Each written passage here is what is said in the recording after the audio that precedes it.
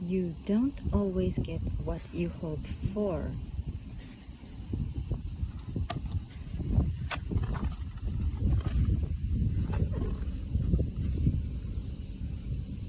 You don't always get everything you hope for. I know. Yesterday, I woke up hoping to have toast and juice for breakfast. I like toast and juice.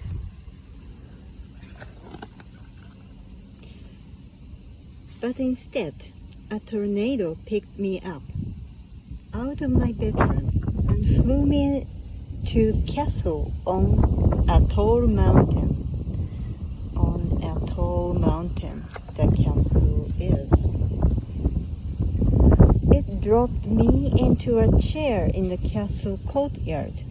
When I caught my breath, I saw a king standing in front of me. Eat this banana split, he ordered, or I'll cut off your head. I ate the banana split. What else could I do? Then the king ordered, now take him back. Down whooshed the tornado. It picked me up and flew me home. Since I wasn't hungry anymore, I went to the bathroom to shower. I hoped the shower would be warm.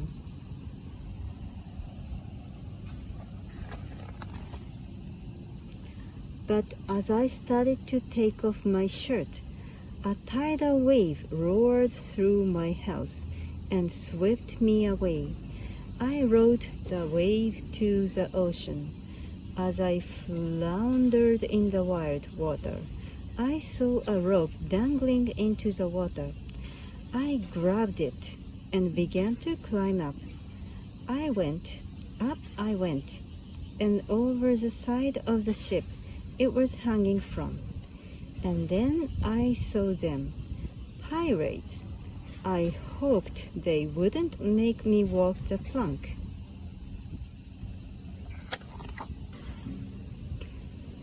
But they did.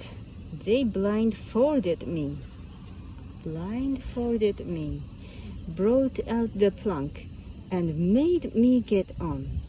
I walked slowly forward. Then I heard a loud crack.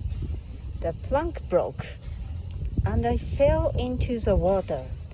I grabbed the broken plank just as a second tidal wave hit. I held on for my life as a wave rushed to the shore and dropped me right in my front yard. After a bath in the ocean, I didn't need a shower. I changed into some dry clothes and ran off to school.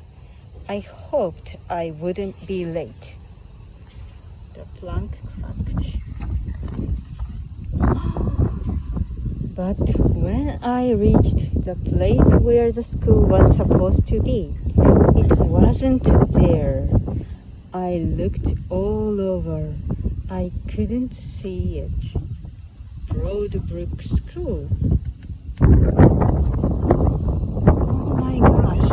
Then I looked up. There it was, floating in the air high above me. My school. It was above the trees, above the building, above everything. I jumped, I shouted, I even asked a passing seagull to take me up. Nothing worked. There was no way to get to school. So I gave up and went home. All the excitement of the morning had made me hungry again. I went to the kitchen. I hoped I'd find something good to snack on. But I reached for the refrigerator handle. I heard a rumble under the refrigerator. Flames shot out. Then the refrigerator began to rise. The refrigerator rocketed through the ceiling and into the sky. I watched it disappear into space. I went to the cupboard. I hoped there would be some crackers. Refrigerator rocket. As I reached for the cupboard door, however, the cupboards began to sink into the earth. Down dropped the cupboards. I looked down the hole until I saw a pinpoint of light where the cupboards had left the earth on the other side. Now I was hungrier than ever. I decided to go to Burger R's, 1 trillion served. I hoped I could get a cheeseburger and maybe a vanilla shake.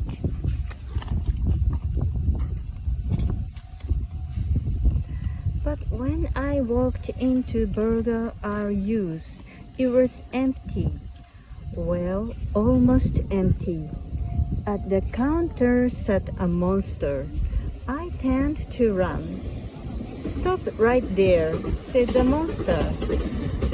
And he grabbed me with a long arm. All those others might have gotten away, but you won't. I'd come a zillion miles through space just to pick up some hamburgers, and you are going to make them for me. "But I don't work here," I said. "I want 1 trillion hamburgers to go. I want 999,999,999 with everything and 1 with no pickles. You will make them or I will take you home and we'll eat you instead." I can't count so much. Trillion hamburgers he is making. I began making hamburgers. All day long I worked. All night I worked. And all the next day and all the next night for 12 days I cooked hamburger. And all the time the monster sat with his big teeth. Finally the hamburgers were done. 1 trillion. I hoped the monster would be happy. Then a spaceship landed and the monster carried the hamburger into it. When he came back out, he gave me a golf ball. A golf ball. "What's this for?" I asked. "Payment for the hamburgers," he said. "On my planet, 1 trillion hamburgers is worth 1 golf ball." Then he climbed back into his spaceship and took off into space.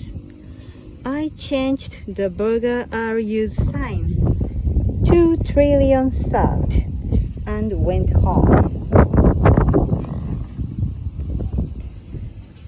When I walked in the door, my mom was waiting for me. "Where have you been?" she asked. I told her everything. I hoped she would understand, and I hoped she wouldn't be upset about the refrigerator.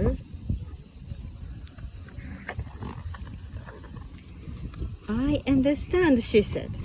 "Sometimes you just don't get everything you hope for. And don't worry about the refrigerator. It was old anyway. We'll get a new one tomorrow." Then she told me about the time she hoped she would get new socks for her birthday. And you wouldn't believe what happened instead. The end. So today I am sharing a book from the library. Thank you for listening.